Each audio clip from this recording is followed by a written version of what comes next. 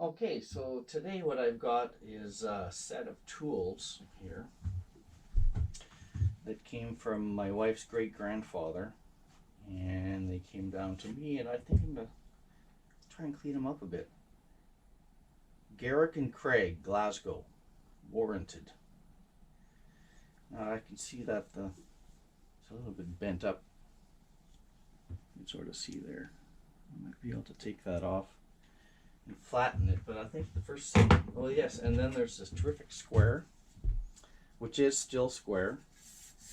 I think I'm just going to leave that and get some of the grime off of the wood. And then this is a better punch all than the one I have in my toolbox. Nice tool. So anyways, what I'm going to do here with this canvas sheath is to let's see if I can get some of that grime off. I'm going to use a degreaser. It's actually soap for pressure washing, so just put a dollop of that in there.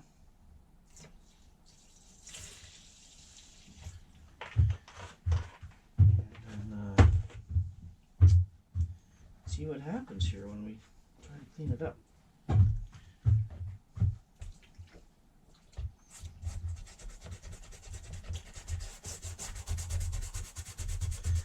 Oh yeah, a lot of stuff coming off of there.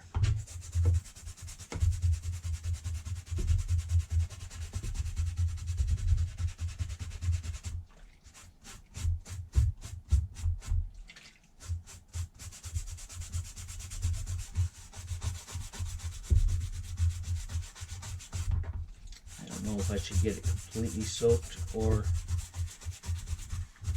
maybe I'll just make the worst of it off and see what happens to it. I don't want to wreck it, you know. Actually, this side, that's terrific. This old leather is solid. It's not leather, it's canvas. That's pretty neat. Hope I haven't wrecked it.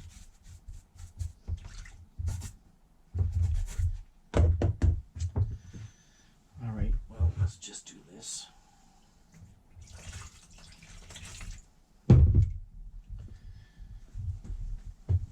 See what that looks like.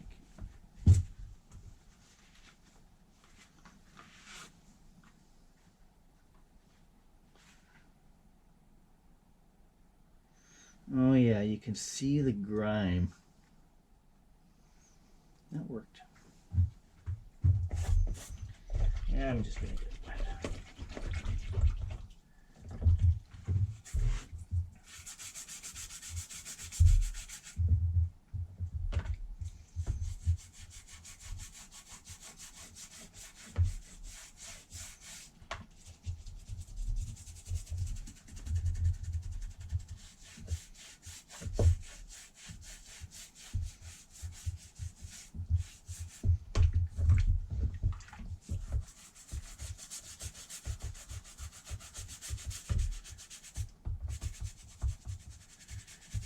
You know, I actually don't know how effective that degreaser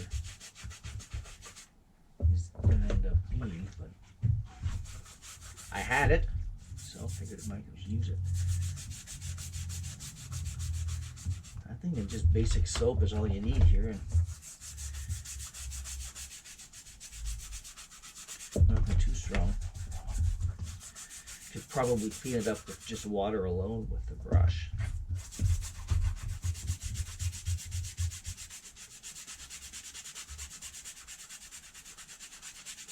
Yeah, that's working great.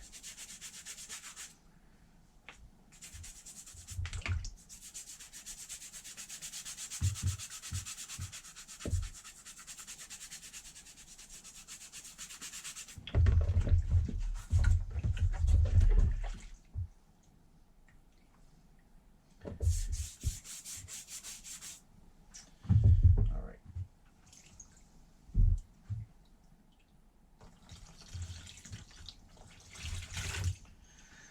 Yeah, sure would be nice to have water in my shop, but I don't. That's okay. Well, actually, there is a hose bib there. You know what? Maybe I should just put a little nozzle on there. I don't know. I never think of that before. That is a good idea. All right. So, yeah, you can really see the fabric now. That's in terrific shape. Look at that.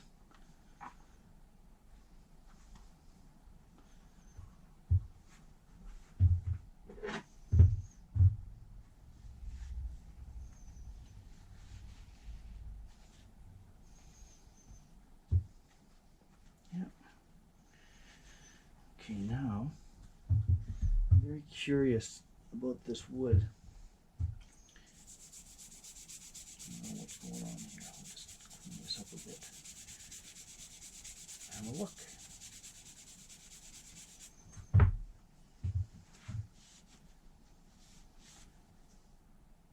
Oh, yeah, it's just some surface grime that's on there.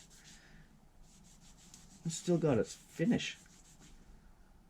I'll be damned.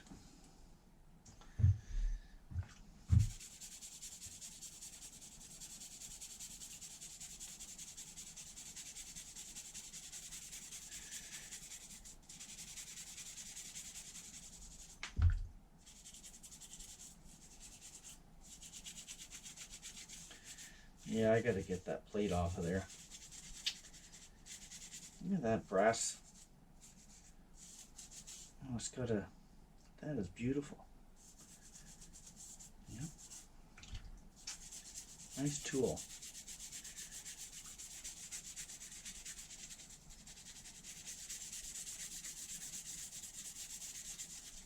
There's no plastic on it.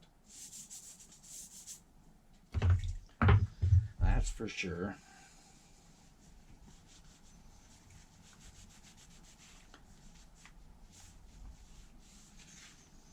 Yeah, I gotta get in there.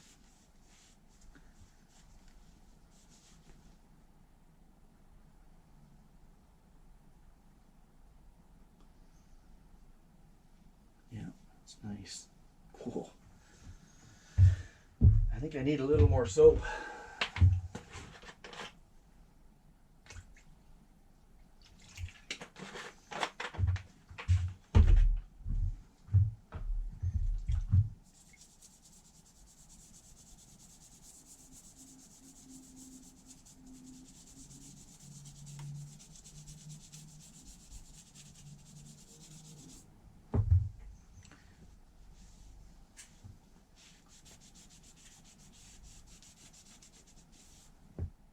Yeah, everything's super tight.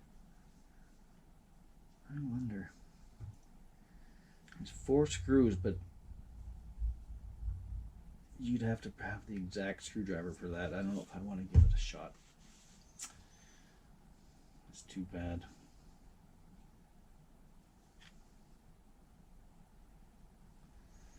Oh well. Still works good. Now the handle on this, I can just see the grime. Yeah.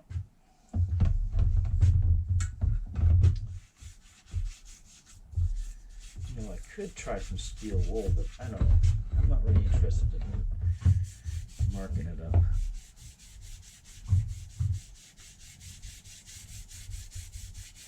Oh man, that's nice green under there.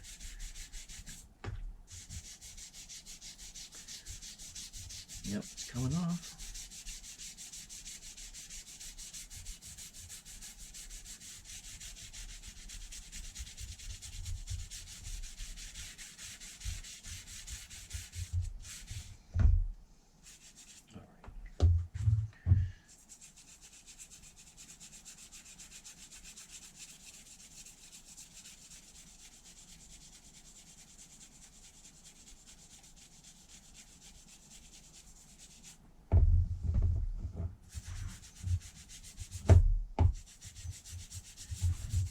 I just love that brass inlay. You know, I tested it against my brand new square and it's perfect. So that's all you need out of this tool. I mean, it's got that big brass plate that runs down the inside. So however they've connected it to the extension there is really working out well. This is really grimy.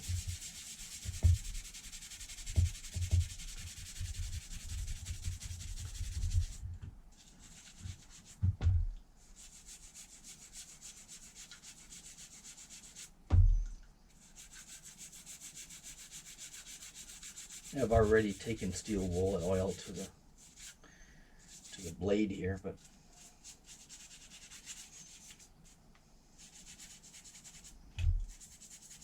okay, almost time for a wipe down. Let's see what this guy's like.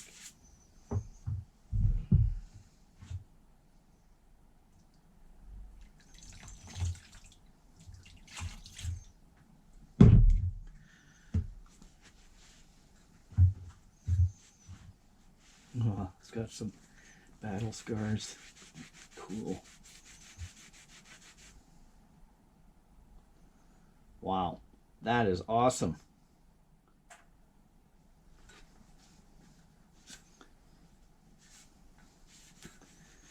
Well, that's pretty neat because Allison's mom was upstairs and I am going to show her this video and make sure that I got the story right. I think I did. Awesome. All right, so I took the finished product up and showed it to my wife's mother. And she was much impressed, but she advised me actually that I have the story somewhat incorrect. It was actually my wife's great-great-grandfather's tools that came over from Scotland, so that's pretty cool. Now, what I didn't get to yet is, of course, cleaning up this guy here.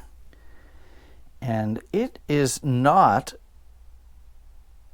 a Garrick and Craig tool, but I can barely make it out.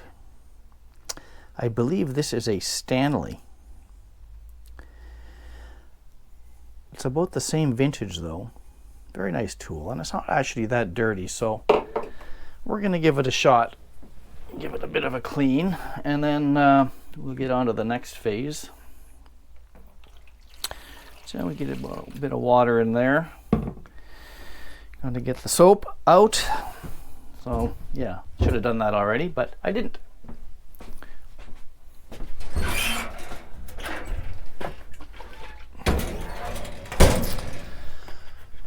Here we go. Throw some of this in.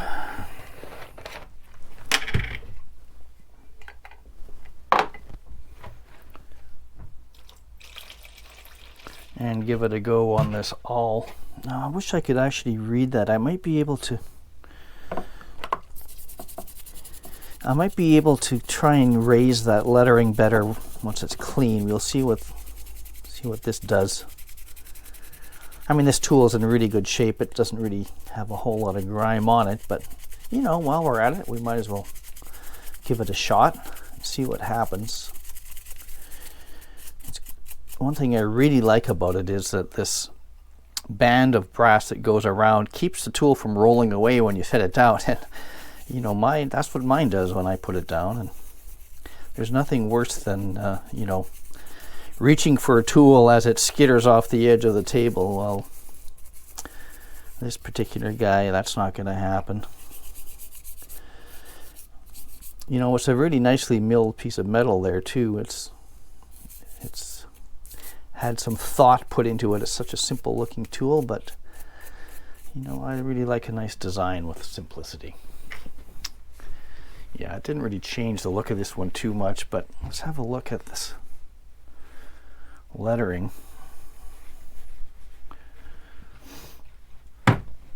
What's on here? What do we? It says Stanley BR Wood, something wood, made in USA. That's what it says.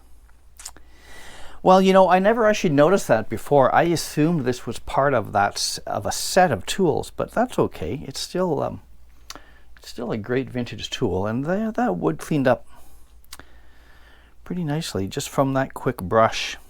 I might actually give it a little more. I can see there's a bit more grime down there. Might as well get it off. Dirt is dirt. Yep. But the other thing that I was concerned with on that cleanup job is the that canvas.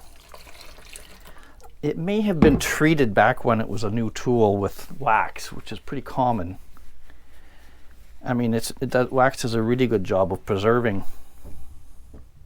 Yeah, that's nice. That's actually not brass either, that is steel. There's the pin that holds it in place. Right, so this sheath, it came out pretty nicely, but I think that, you know, it could dry out. So what I'm going to do here is I have this product. It's a Nick wax, waterproofing wax.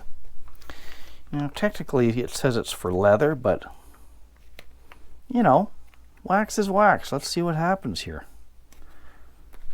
when we put it on our canvas. I'm most concerned with the areas where the sewing is. And so I'm just going to rub it in here. Make sure that, I mean, it's not as though we're worried about it discoloring, right? So this thing is pretty much permanently discolored. And I have to say, this looks like it's going to be fine. I mean, how can you go wrong with a weatherproofing wax? I'll just get it on here, rub it in, see what happens.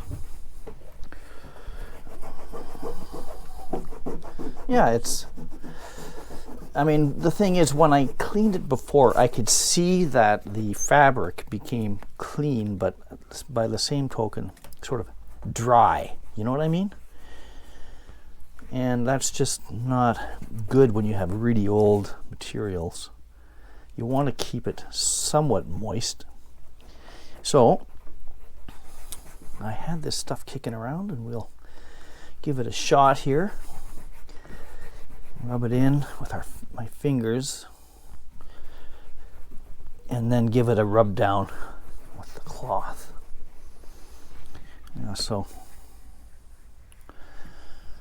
now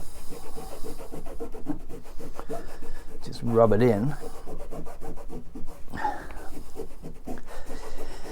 Yeah, and so those little areas where I had brushed the grime off and exposed the fabric, it just looked like it was gonna be a,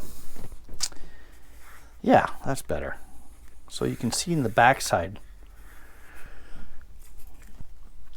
that it looks kind of dry there where we cleaned it up.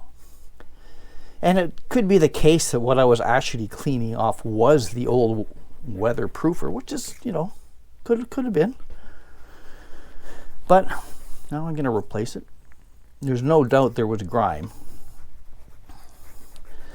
And I mean, with grime comes abrasion, and you know, it becomes dirty and harder to, you know, use in a way that you like to use things. And so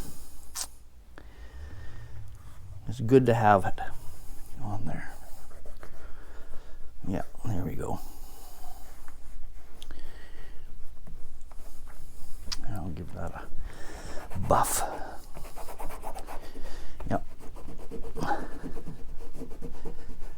You know, I've had this little thing of Nick wax for years. Just goes to show, never throw anything away. You never know. You never know. Yeah, look at that. That's more like it. It just has more suppleness. You can see that it's not going to readily dry out. Oh, that's nice. It actually feels better too. It just feels like a solid piece of fabric. Look at some damage right there. Look at that. I wonder. Maybe I'll just pile some right in there. I mean, if there's loose ends of fabric, these could just sort of keep them static, perhaps. Who knows? I want to do that. I did it. There we go. Now this guy here, see if you can get a better look at that writing. Garrick and Craig, Glasgow. And those screws, I mean, they are super tight and flush to this plate. And even if I had the right tool to remove those screws, I highly doubt that I would be able to put it back together without leaving some marks and, you know, showing that it had been dismantled. Yeah, you might be able to squeeze that in. I mean, the fact is that that plate is not really it's not really structural to the tool in as much as it holds that spirit level in place.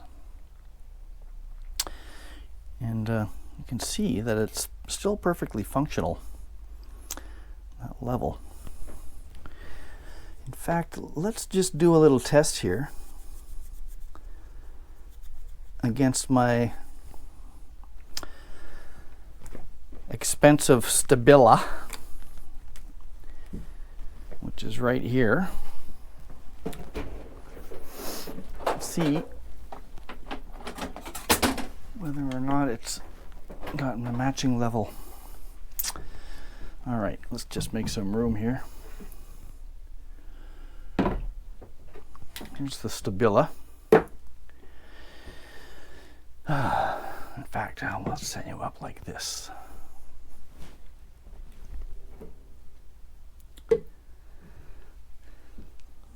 I can see that my bench is a little bit out of level, which is, you know, it's a shop, so what do you expect, right? In fact, this cloth is skewing it. There we go. Very close, very close. I don't know if you can actually see that. Yeah, you can see that. Now, we'll take the Garrick and Craig 100-year-old level. And you can see that it's showing it as being off level as well. Let's just, okay, the Stabila's level and that Garrick and Craig is so close. Like, we're talking a millimeter on that span. So really, that is awesome that it's still accurate after all these years. I mean, for most things that you're going to be leveling, that is perfectly fine. It's not as though we're making a foundation for the new bank building downtown or anything. But even so, it's not as though I'm going to use this. I have a torpedo level that kicks around my toolbox and gets dropped and bumped, and I don't want to be doing that with this guy. Yeah, that really gave it a nice texture. So that guy goes back in there. Now this one, I think what I want to do, you can see there's a bit of surface rust on there. I don't know if I should worry about that or not. I mean, I could get some steel wool on the tool, but really, I mean, if I'm going to do that, then you want to shine it all up, and then it just loses its whole allure of being an antique tool. So we're going to just leave it as it is. I'm going to put a little oil on it for sure. Same thing with this blade. I mean, it had some surface rust on it, and I could clean that thing right up, but I'm not really sure I want to mess with it too much. It's a really interesting warhorse of a tool. Clearly has been used over the years. And I think I mentioned I used my carpenter square on that to test for squaring. I'll show you what that looks like. Here's my carpenter square.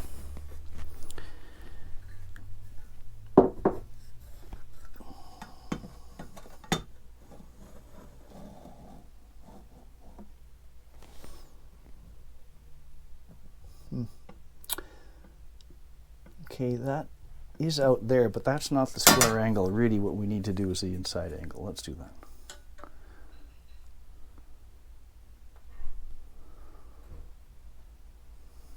Yeah, that is exactly square. Look at that, eh? You gotta love a well-made tool. You gotta love a well-made tool. All right, well, that'll do it for this bit of tool mania. I love it. Thanks for watching.